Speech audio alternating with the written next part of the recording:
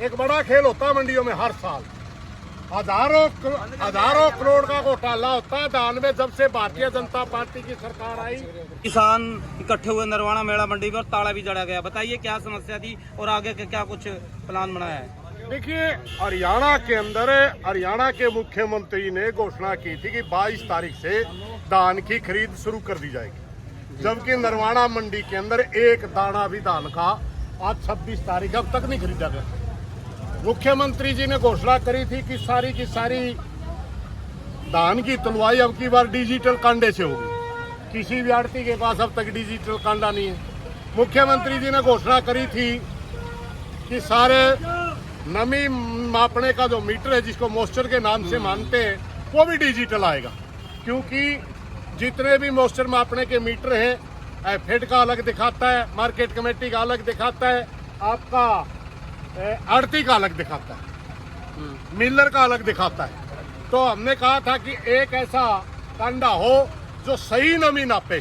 तो उसमें तय हुआ था सरकार के साथ कि डिजिटल मॉइस्चर आएगा, मगर आज तक वो डिजिटल मॉइस्चर नहीं आ रहा।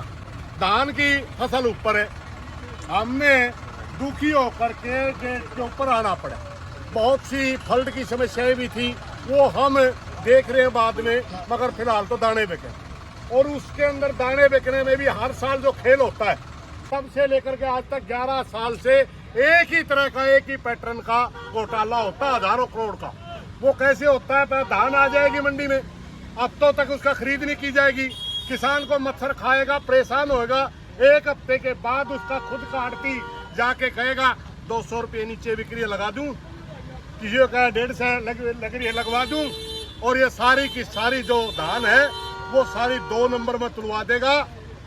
और जब वो धान 150-200 रुपये में किसान यस कर लेगा, वही धान 17 नमी दिखा करके सेलर के यहाँ चली जाएगी। वही धान 200 रुपये का घाटा हो गया, वही धान चली जाएगी। एक तो ये घोटाला होता है। दूसरा घोटाला होता है जिन सेलरों के, हरियाणा के अंदर सेलर हैं, जिन सेलर मालिकों के, उन्हीं के सेलर बिहार में लगा रखे। यहाँ लेवी चावल के नाम से सरकार को चावल देना होता है। जितनी भी आप धान खरीदोगे, लेवी के नाम से सरकार को चावल दिया जाएगा, मगर बहुत से 2 नंबर का ऐसा काम किया जाता है। 100 क्विंटल धान खरीदेगा सेलर, 100 क्विंटल का फर्जी आपका दूसरी 2 नंबर में कटवा लेगा आड़ती से। 100 का असली, 100 का नकली।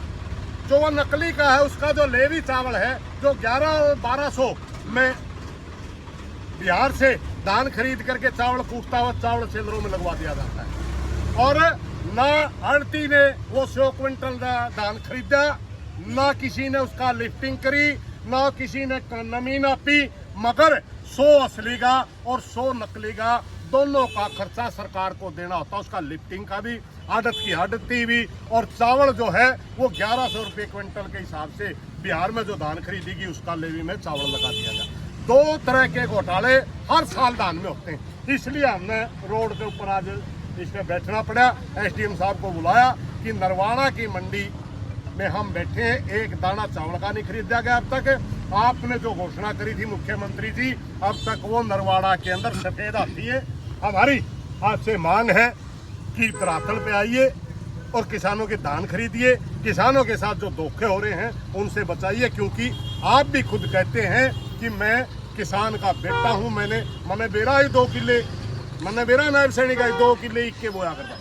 मेरे 2 किले बाजरा के होया करे, नायब सैनिक के 2 किले इक्के, इतना अंतर है। मेरे तो आज भी 2 किले बाजरा के है, लेकिन उसने मुख्यमंत्री की कुर्सी त्यागी। इसलिए मैं मेरा भाई तक प्रार्थना करूं, भाई अपनी असल औकात 2 किले है, 2 किले तेरे क्यों गन्ने के हैं, मेरे बाजरे के।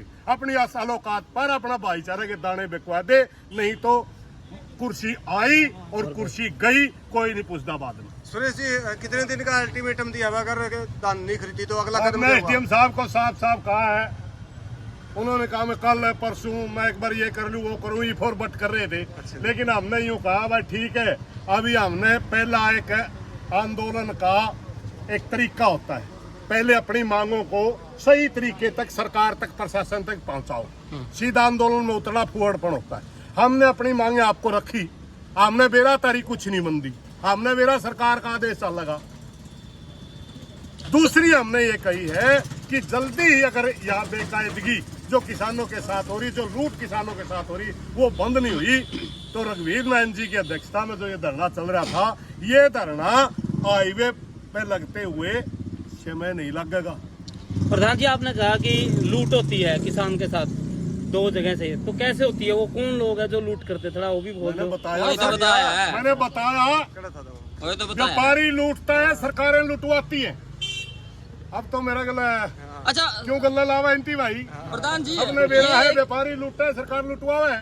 सांझा ने मेरा गला टेलीफोन बाजेंगे तो हमारे पार रोप ला गया, फिर तो कौन पाओ मेरे। अच्छा प्रधान जी, सीधी मिलों में भी है जो फसल उतार दी जाती है? अभी यहाँ पे बादली चल रही सीधी थी, मील बिना मंडी में। सीधी मील में भी फसल किसी आड़तियों के, कोई बात कि सीधी मील में भी जो फसल उतारी जाती है वो भी एक फिक्सिंग है।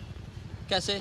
उसमें भी 100-200 रुपए का जो होल है, उसमें भी कोई न कोई आड़ती सीधा कह रहा है आप फला मील में उतारिए, वो सेटिंग करता है किसान से 100-200 रुपए कम की, वो वहाँ मील में उतार देगा, किसी आड़ती के नाम पर्चा कट जाएगा, वो खरीद दिखा दी जाएगी कि पूरे रेट में एमएसपी के ऊपर वो फसल खरीदी गई है, और वो सारे पैसे किसान के खाते में चले जाएंगे, और जितनी उससे थाप हुई है वो आड़ती के पास 150 रुपये 200 रुपये कम वो किसान आड़ती को दे देगा, और वो मिलर के पास चले जाएंगे। वो भी एक फिक्सिंग है, वो भी एक लूट का हिस्सा है। किसान क्यों ऐसा करते हैं सर? किसान की मजबूरी है मेरे भाई। जब मैंने आपको बताया एक किसान की फसल पक गई, उसने अड़ा के गेट दी, 2 किलो उसके पक गए, 2 उसके काचे खड़े हैं, वो 15 दिन तक वो पहले वाली नहीं बिकती, इतने अगली आले 15 दिन तक, जब तक इनका 100-200 रुपए का कमीशन फिक्स नहीं हो जाता, किसान की चाहे जीरी सूखी हो चाहे हली हो, खरीदते ही नहीं। कि जीरी के ऊपर कट लगाते ही लगाते हैं, कहीं नमी के नाम पर, कहीं दाना टूट के नाम पर। अगर ज्यादा सूख जाएगी कहेंगे, सेलर वाला कहेगा इसमें से दाना टूटेगा, इसके अंदर चावल निकलेगा ही नहीं। वो हाँ सूखे में भी कट लगाते हैं, नमी में भी और सूखे में भी कट लगाते लगाते। अच्छा, खाना तो किसान है। साजिश किया जाता है ये किसानों के साथ? ये भाई बीजेपी की गवर्नमेंट है, उदने तो चालू। अच्छा प्रधान जी, आगे आपने ये भी कहा रोड जाम करें, वो क्या कुछ बताइए? भाई वो तो